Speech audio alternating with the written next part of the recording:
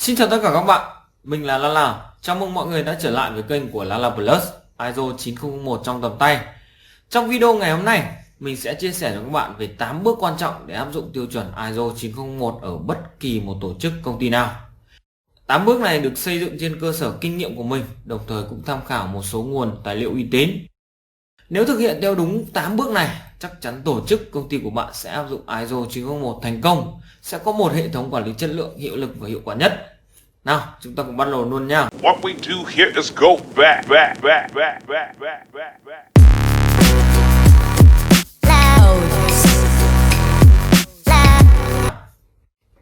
ISO 9001 là một bộ tiêu chuẩn chứa đựng các yêu cầu dành cho các tổ chức nào muốn xây dựng một hệ thống quản lý chất lượng.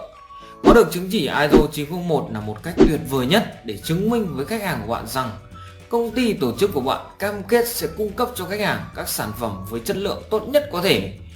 Và quan trọng nhất là sự vận hành thực sự của hệ thống quản lý chất lượng theo tiêu chuẩn ISO 9001 sẽ đem lại nhiều lợi ích cho công ty và tổ chức của bạn. Nhưng thực tế, nhiều công ty đã áp dụng rất vội vàng, sai cách khiến cho việc thực hiện ISO 9001 ở công ty gọi là cho là có thôi, làm chỉ để lấy chứng chỉ. Hiệu quả thì không thấy mà chỉ thấy toàn là rắc rối và nhiều giấy tờ. Nguyên nhân là do họ đang áp dụng sai cách hoặc bỏ qua những bước quan trọng nhất khi triển khai ISO 9001. Và ngay bây giờ mình sẽ nói về 8 bước quan trọng sẽ giúp bạn áp dụng ISO 9001 hiệu quả. Đó là: bước 1. Tự làm quen với ISO 9001. Bước thứ 2. Lập kế hoạch, hoạch định mọi thứ để áp dụng. Bước thứ 3. Xác định trách nhiệm, chính sách và mục tiêu. Bước thứ 4. Xây dựng hệ thống tài liệu. Bước thứ 5. Chạy vận hành hệ thống của bạn. Bước thứ 6. Xem xét kết quả đạt được.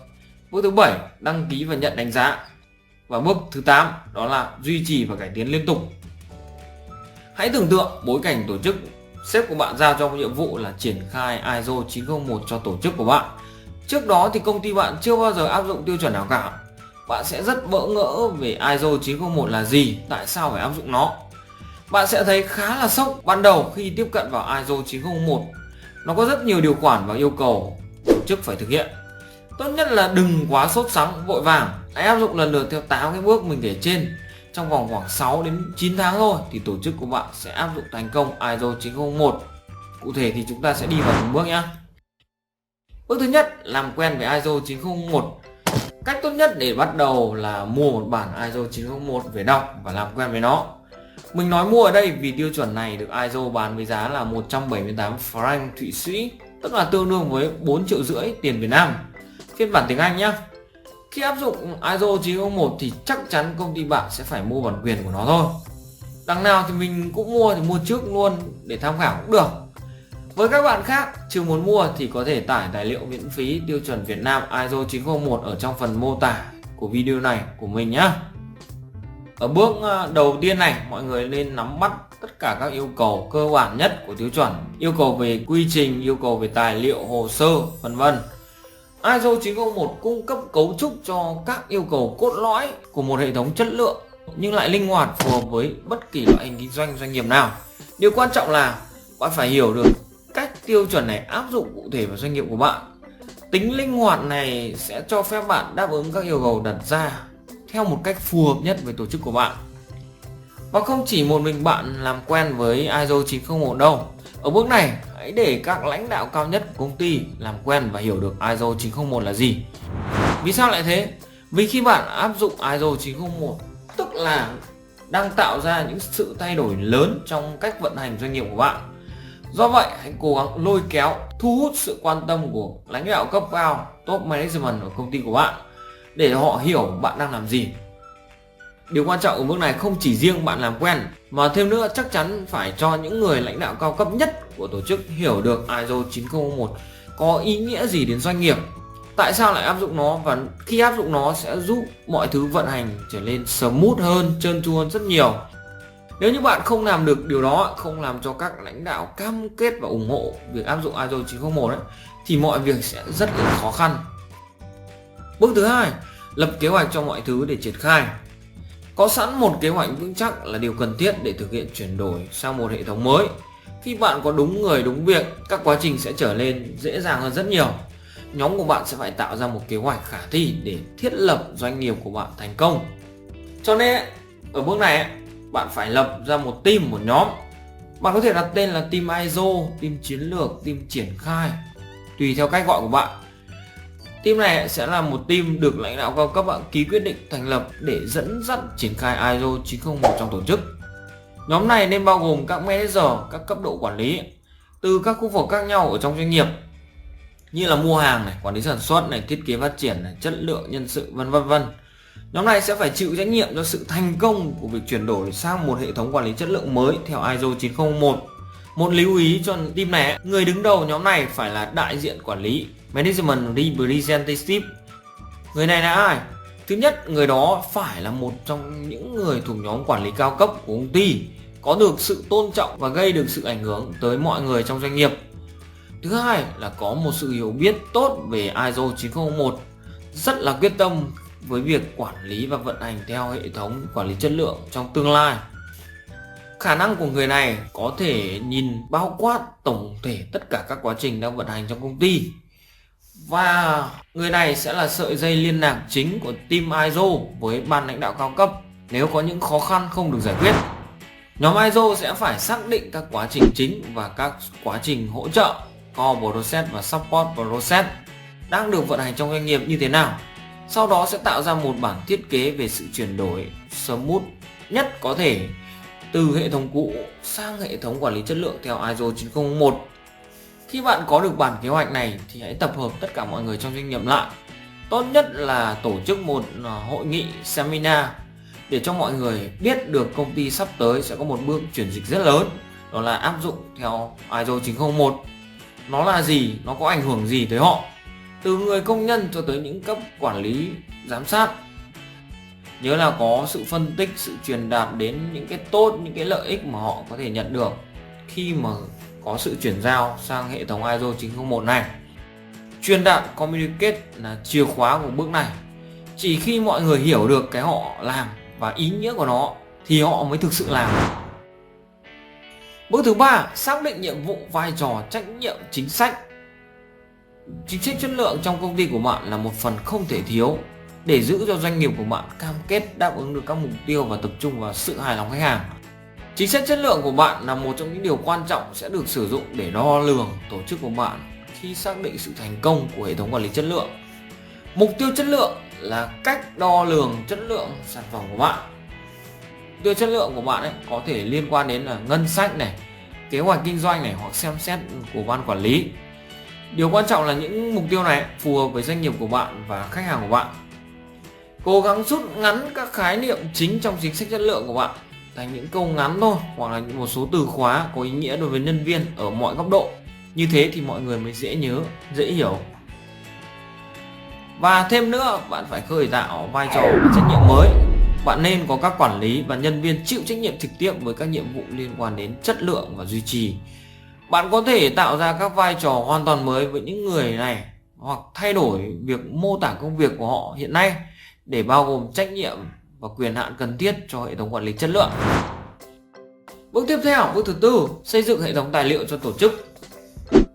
Lưu trữ hồ sơ là một yêu cầu của hệ thống quản lý chất lượng theo ISO 901.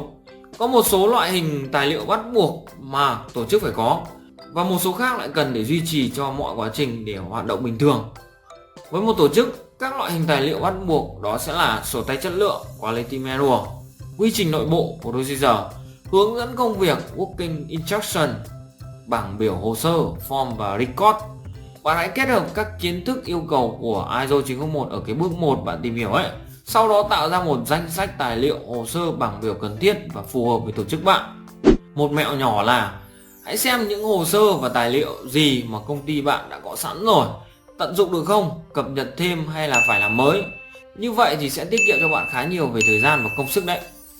Hãy thiết lập một hệ thống kiểm soát tài liệu và hồ sơ giấy tờ. Yêu cầu của ISO 901 là cần phải quản lý chúng sao cho người dùng luôn sử dụng cái mới nhất, không bị lỗi thời. Cho nên nếu công ty bạn có điều kiện thì tốt nhất hãy tạo ra một hệ thống điện tử luôn hiển thị và lưu giữ những cái mới nhất. Còn nếu không có điều kiện thì hãy tạo ra một phương pháp phù hợp với điều kiện của tổ chức bạn. Nếu bí quá không nghĩ ra có thể comment để tư vấn nhé. Bước thứ 5, vận hành hệ thống của bạn. Sau khi bạn đã làm xong 4 bước trên ấy, bây giờ là lúc quan trọng nhất, đó là vận hành cái hệ thống của bạn. Tất cả những gì bạn làm là khởi chạy kế hoạch của mình. Bạn sẽ bắt đầu với những thay đổi có hiệu lực ở những cái quá trình, và bạn sẽ phải lưu tâm bám sát để đảm bảo chúng diễn ra theo đúng kế hoạch. Hãy đào tạo, cung cấp cho các nhân viên những kiến thức đầy đủ. Mọi nhân viên đều quan trọng trong việc giữ cho hệ thống quản lý chất lượng của bạn hoạt động như bình thường. Đã đến lúc đào tạo tất cả bọn họ về những cái phần của hệ thống riêng cho lĩnh vực mà họ đang làm. Khi họ hiểu công việc của họ ảnh hưởng như thế nào đến hệ thống, họ sẽ giúp đưa doanh nghiệp của bạn đi đúng hướng. Theo dõi chặt mọi phần kế hoạch khi bắt đầu để đảm bảo mọi thứ đang tiến hành theo đúng như dự định. Giám sát hiệu lực của các quy trình. Bắt đầu đánh giá nội bộ để kiểm tra tất cả các yêu cầu tiêu chuẩn có được đáp ứng hay không. Sau khi vận hành cái hệ thống của bạn theo như kế hoạch khoảng 2 hoặc 3 tháng thì hãy tiến hành đánh giá nội bộ internal audit để xác định bất kỳ vấn đề nào trong phạm vi hệ thống quản lý chất lượng của bạn. Bất kỳ hành động khắc phục nào cần được thực hiện thì phải được tiến hành mà không bị chậm trễ. Nếu cần tài liệu nên được sửa đổi. Bước thứ 6, xem xét kết quả hoạt động.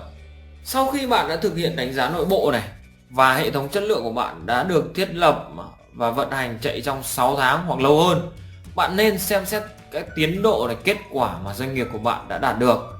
Đánh giá này sẽ giúp cho tổ chức của bạn tìm ra được bất kỳ vấn đề cơ bản nào và các hành động khắc phục corrective action cần thiết để mọi thứ trở nên phù hợp với yêu cầu.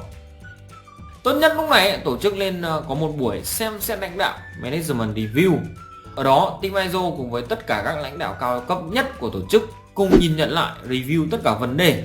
Ví dụ như là kết quả audit này, phản hồi khách hàng này, kết quả các quá trình KPI này, sự phù hợp của sản phẩm và dịch vụ này, tình trạng các hành động corrective action thế nào, những thay đổi cần thiết đối với hệ thống hoặc cơ hội để cải tiến. Nếu như bạn chưa biết các hạng mục item này thì có thể tham khảo các video trước đây của mình. Sau buổi họp này, các kết quả này, hành động được chỉ thị từ lãnh đạo corrective action phải được tiến hành, triển khai không chậm trễ để củng cố và cải thiện hệ thống. Sau khi các hành động thay đổi được hoàn thành, lúc này bạn có thể chuyển qua bước 7, đăng ký và nhận đánh giá. Bước 7, đăng ký, đánh giá và nhận chứng chỉ từ bên thứ ba. Bạn nên tìm một tổ chức bên thứ ba CB uy tín. Sau khi bạn đăng ký này, họ sẽ tiến hành đánh giá tổ chức bạn theo 2 giai đoạn. Giai đoạn đầu tiên đó là tiền đánh giá, free access. Đánh giá tài liệu này, giấy tờ. Giai đoạn này họ sẽ không phát hành finding NC gì cả. Họ chỉ đóng góp ý kiến và nhấn mạnh vào các điểm vấn đề chưa phù hợp. Giai đoạn thứ hai là đánh giá chính thức. Họ sẽ đánh giá đúng yêu cầu tiêu chuẩn so với tình trạng thực tế của tổ chức. Sau đó họ sẽ ghi nhận finding NC và tổ chức phải thực hiện corrective action để khắc phục, phòng ngừa. Khi hoàn thành trong thời gian quy định, công ty của bạn sẽ nhận được chứng chỉ từ bên thứ ba. Chứng chỉ này nói về việc chứng nhận hệ thống quản lý chất lượng của công ty bạn thỏa mãn với các yêu cầu của tiêu chuẩn ISO 9001. Chứng chỉ này có hạn 3 năm, nhưng hàng năm họ sẽ đến thực hiện audit giám sát để đảm bảo công ty bạn tiếp tục duy trì hệ thống quản lý chất lượng theo tiêu chuẩn ISO 9001 hay không. Bước thứ 8, cải tiến liên tục. Đây là yêu cầu của tiêu chuẩn ISO 9001. Tổ chức của bạn phải duy trì cải tiến liên tục hiệu lực của hệ thống quản lý chất lượng. Bạn phải luôn hướng tới việc làm hài lòng khách hàng bằng cách xác định các quá trình của hệ thống có thể được cải thiện hay không. Rất nhiều công ty sai lầm khi dừng lại ở bước 7, không thực hiện bước 8. Khi họ có được chứng chỉ rồi, tất cả các công việc, quá trình đều bị buông lỏng, không giám sát, bỏ mặc cho hệ thống vì họ nghĩ là đã có chứng chỉ là xong rồi. Như thế thì việc áp dụng ISO 9001 trở nên vô nghĩa, không đem lại giá trị gì cho công ty, tổ chức của bạn. Nhớ nhé, có được tấm chứng chỉ không phải là điểm dừng cho hành trình áp dụng ISO 9001 trong công ty của bạn. Chứng chỉ là một bằng chứng mà bạn có thể dễ dàng sâu ra khẳng định với mọi người, khách hàng, đối tác rằng công ty bạn đang áp dụng ISO 9001. Nhưng điều quan trọng nhất là công ty bạn phải liên tục duy trì hệ thống quản lý chất lượng đó bằng việc audit, đánh giá định kỳ này, cải tiến khi có cơ hội này, thực hiện các hành động khắc phục corrective action để nâng cao tính hiệu lực của hệ thống.